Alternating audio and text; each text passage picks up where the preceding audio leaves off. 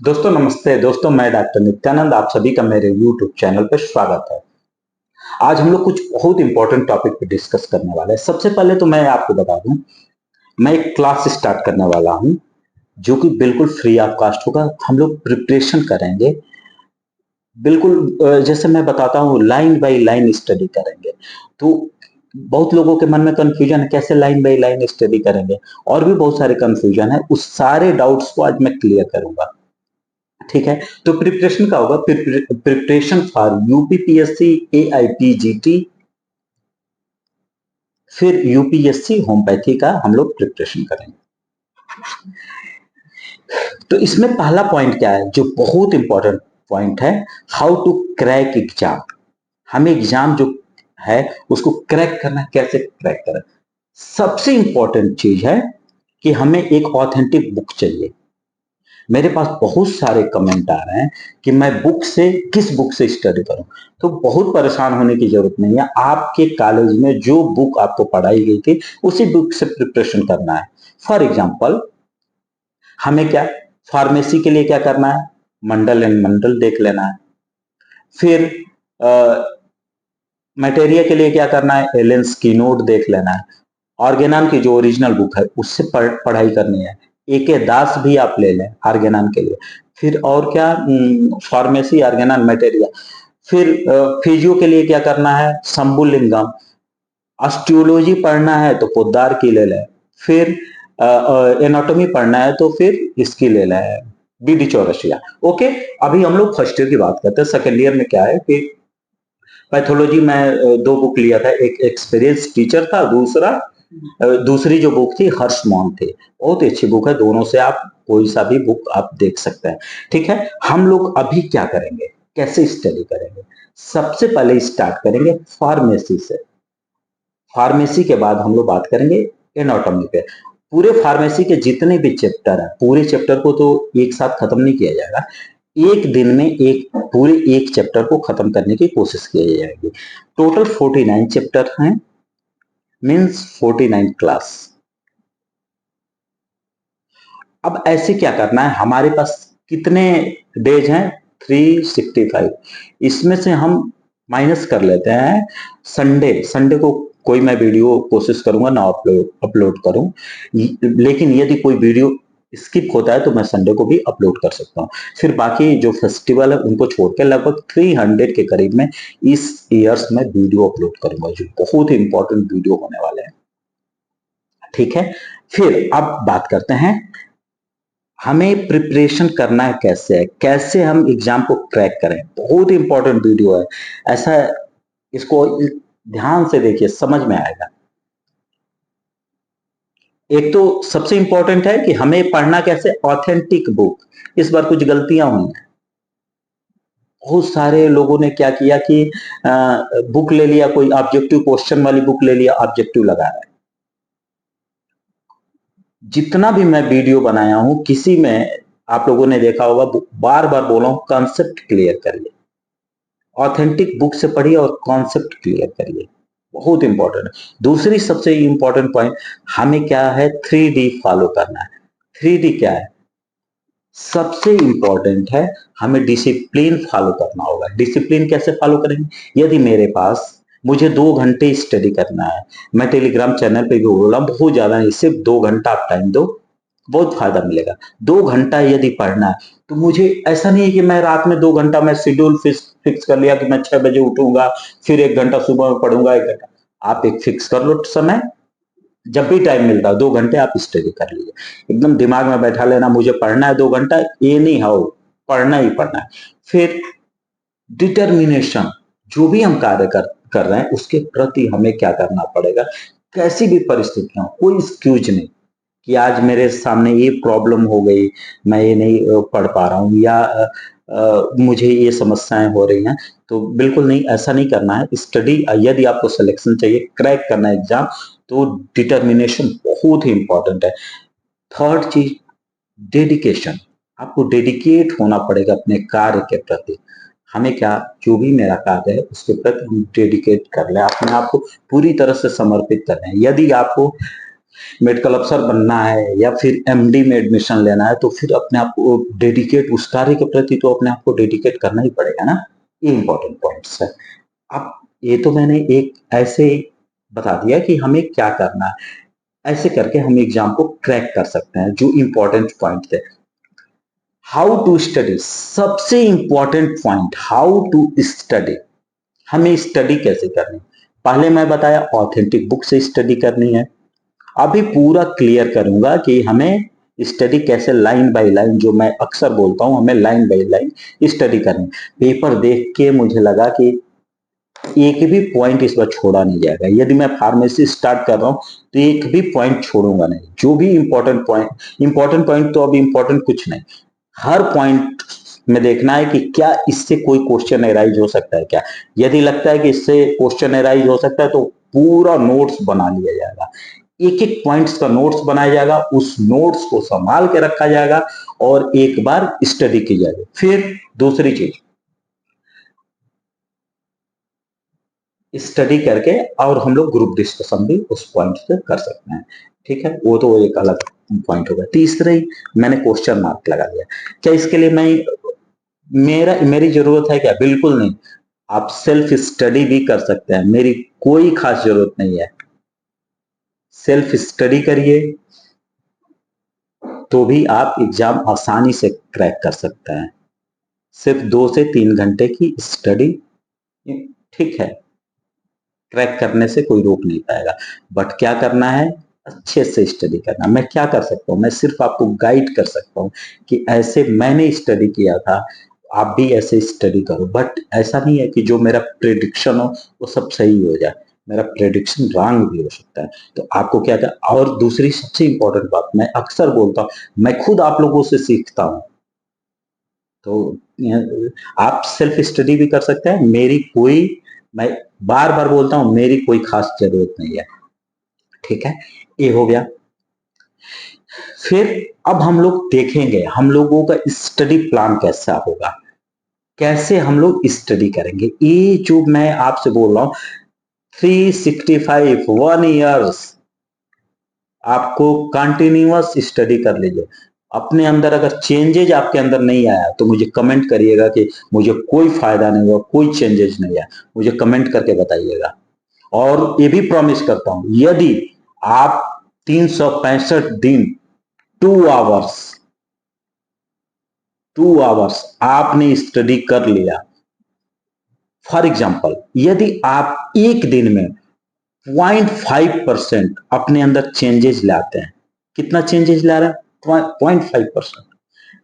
365 दिन में जोड़िए कितना पड़ता है। 365 छोड़ दीजिए, 300 डे बोला हूं ना मैं, 300 डे वीडियो शूट करूंगा, कोशिश करूंगा 300 डे। और 0.5% अगर हम लोगों के अंदर, मेरे खुद के भी अंदर यदि चेंजेस आ गया तो कितना परसेंट हो गया? 150% इंप्रूवमेंट हो गई। ठीक है, अब हम आगे बढ़ते हैं, स्टार्ट करते हैं। हमें स्ट्रेटजी क्या अपनानी है स्टडी के लिए।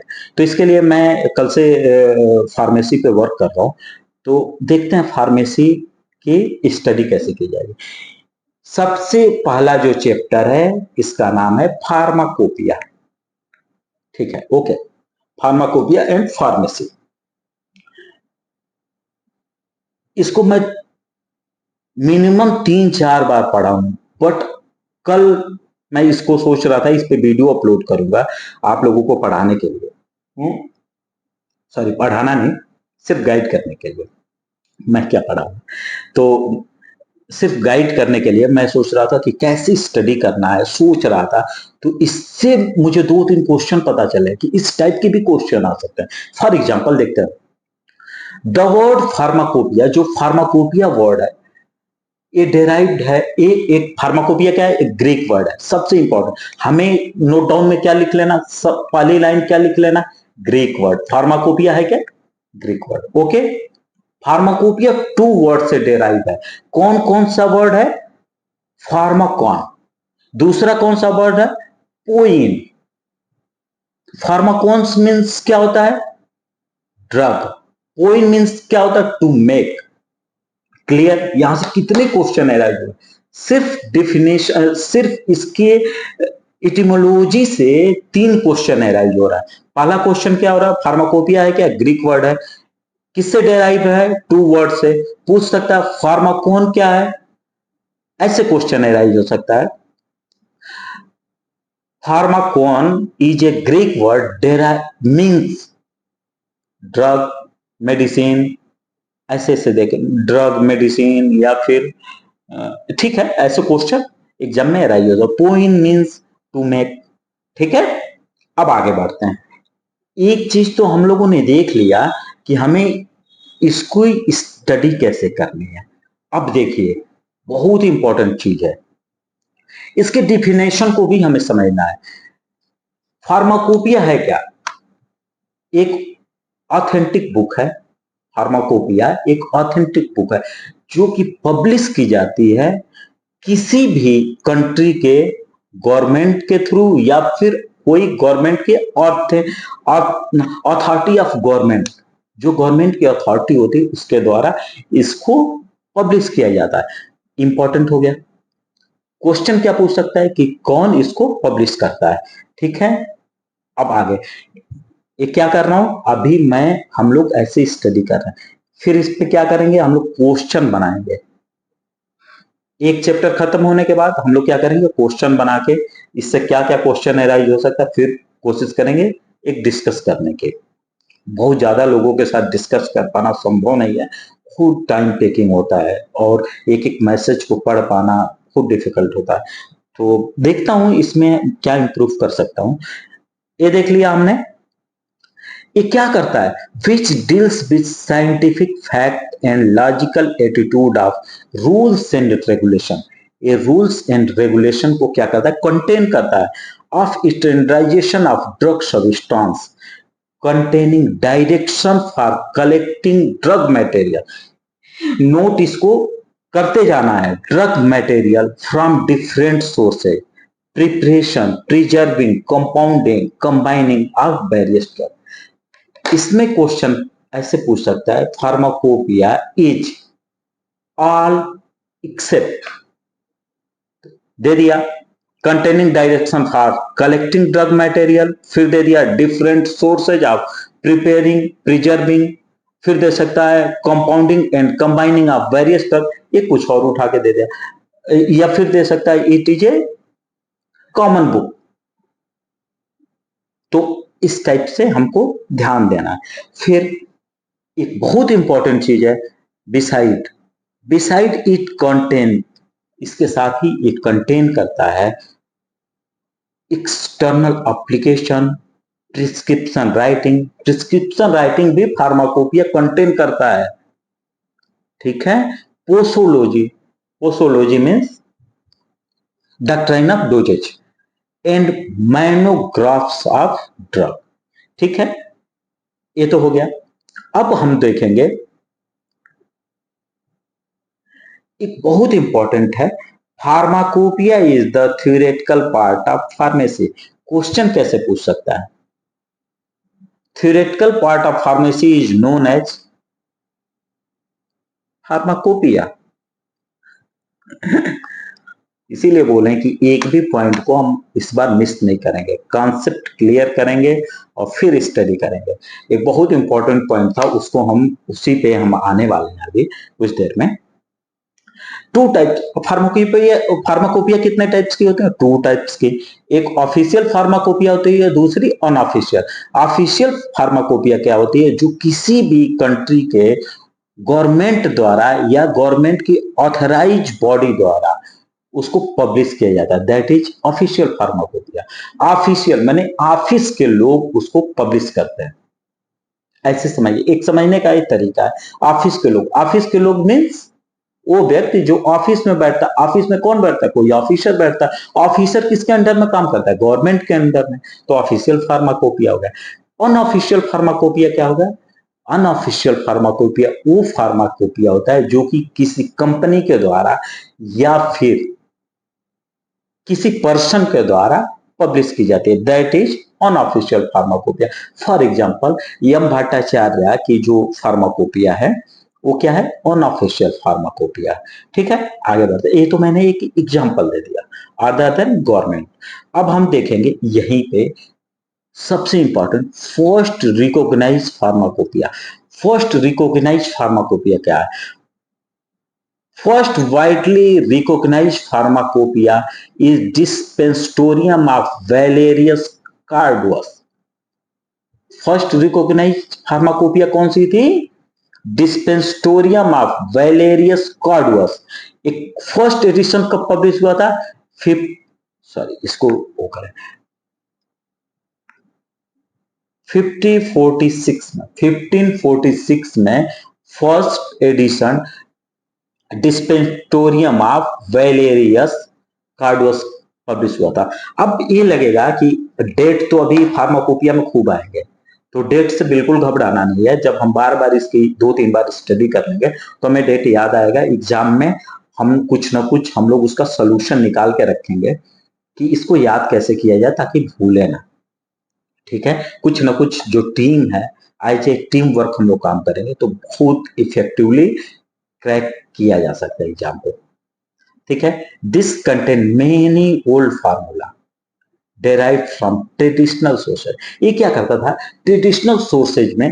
जैसे ट्रेडिशनल सोर्सेज में क्या होता था, जैसे किसी प्लांट से को यहाँ पे कट गया तो फिर क्या करते थे लोग, कैलेंडुला का जो प्लांट होता था उसको लगा देते थे, कुछ स्पेसिफिक घास होती थी उसको लगा देते थे।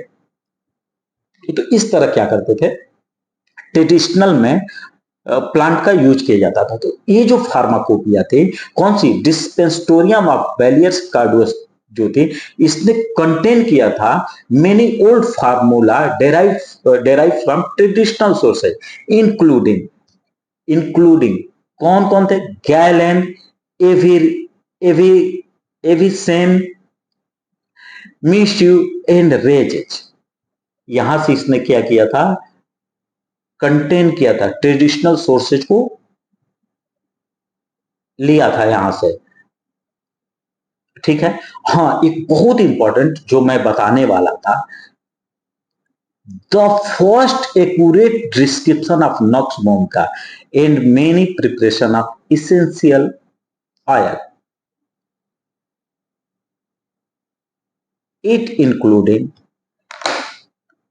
डिस्पेंसोरियम डिस्पेंसेटोरियम ऑफ वैलेरियस कार्डुअस जो था, वो क्या था, फर्स्ट एक्यूरेट डिस्क्रिप्शन रखा था नक्स वोमिका का।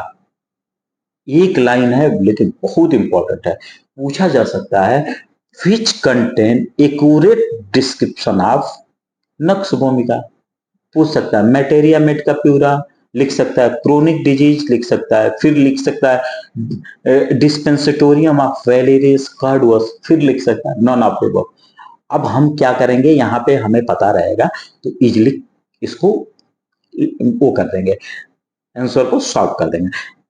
ये मैं क्यों इस पे बार बार आना चाह रहा था, मैं बोल रहा था एक लाइन ये जो थी, मैं कितनी बार इस बुक को पढ़ा हूं, बट मुझे खुद अभी तक ध्यान ही नहीं था कि फर्स्ट डिस्क्रिप्शन नक्स वोमिका का कहां पे जो था एक्यूरेट डिस्क्रिप्शन कहां मिलता है। तो जो फर्स्ट एक्यूरेट डिस्क्रिप्शन मिलता है डिस्पेंसटोरियम ऑफ वैलेरियस कार्डुअस। बहुत इंपॉर्टेंट क्वेश्चन है। ठीक है, तो ये हमने क्या किया। अच्छा, एक और है, the dispensatorium of Valerius Cordus was adopted by senate of Nuremberg. इसको किसने एडॉप्ट किया था? सीनेट ऑफ न्यूमेरबर्ग ने। पहली ये फार्माकोपिया थी जो कि वाइडली रिकॉग्नाइज हुई, इसलिए इसकी थोड़ी सी डीप स्टडी भी जरूरी है। तो पहला पेज है, तो ये हम लोगों के लिए महत्वपूर्ण है। Which gave rise work from known later as Nuremberg pharmacopoeia. इसको रिकॉग्नाइज किसने किया था? Senate of Nuremberg. तो अब इसका बाद में नाम क्या पड़ा? Nuremberg pharmacopoeia. Means another name of Dispentorium of Valerius Carduus is Nuremberg Pharmacopoeia.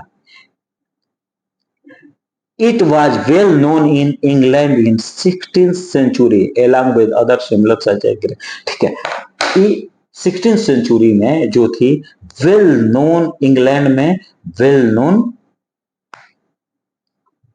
Pharmacopoeia थी। ठीक है, यहां तक हम लोगों ने एक पेज से कितने सारे क्वेश्चन को एराइज किया, कितने सारे क्वेश्चन को समझा। जो मैं बोलता था, लोगों में थोड़ा कंफ्यूजन क्रिएट होता था कि हम लोग स्टडी कैसे करेंगे। ये तो मैं एक एग्जाम्पल दिया हूँ कि इस तरह से हम लोगों को स्टडी करनी है। एक एक पॉइंट को अब हम लोग स्किप नहीं करेंगे। हम लोग के पास टाइम है, हम लोग स्टडी जो करेंगे बिल्कुल अच्छे से स्टडी करेंगे, हर चीज का नोट्स बनाएंगे। एग्जाम के 2 महीने पहले से यदि हम लोगों ने अच्छे से नोट्स को रिवीजन कर दिया तो फिर एग्जाम क्रैक करना थोड़ा सा आसान हो जाएगा। थोड़ा सा क्या, बहुत आसान हो जाएगा। अब हमने क्या लिखा था, हाउ टू स्टडी।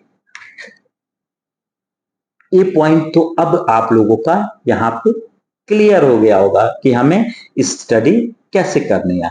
ये मैं आप लोगों को एक एडवाइस दिया हूं, बाकी आप लोग खुद देख सकते हैं कैसे करना। तीसरा जो मैं बार बार बोल रहा हूँ, फिर दोबारा बोल रहा हूँ कि मेरी खुद की आप लोगों के प्रिपरेशन ऐसा नहीं है कि मैं कुछ यूनिक कर दूंगा। स्टडी आपको करनी है, मैं सिर्फ थोड़ा बहुत आप लोगों को गाइड कर सकता हूँ कि ऐसे आप लोग स्टडी करिए। तो सेल्फ स्टडी सबसे अच्छी स्टडी मानी जाती है। मैं बार बार खुद बोलता हूँ, सेल्फ स्टडी से बेहतर स्टडी कुछ नहीं है। ठीक है, तो आप सेल्फ ही स्टडी कर सकते हैं। और यदि मुझसे जुड़ना चाहें तो मेरा यूट्यूब चैनल है, उसको लाइक करें, सब्सक्राइब करें, दोस्तों में शेयर करें। एक और सबसे इंपॉर्टेंट बात है कि ज्यादा से ज्यादा लोगों को यदि शेयर करेंगे तो उनको भी फायदा मिलेगा। जो मैं बता रहा हूँ ये हर स्टूडेंट के बीच में जाए कि उसे प्रिपरेशन कैसे करना है। मुझसे जुड़े ना जुड़े ये इंपॉर्टेंट नहीं है, उसे प्रिपरेशन कैसे करना है, कैसे वो मेरे कॉन्सेप्ट को यदि समझ में आता है तो मुझसे जुड़ सकते हैं, यदि नहीं समझ में आ रहा है तो थैंक यू। बाकी मेरा चैनल पसंद आया तो लाइक करें, सब्सक्राइब करें, दोस्तों में शेयर करें। Thank you.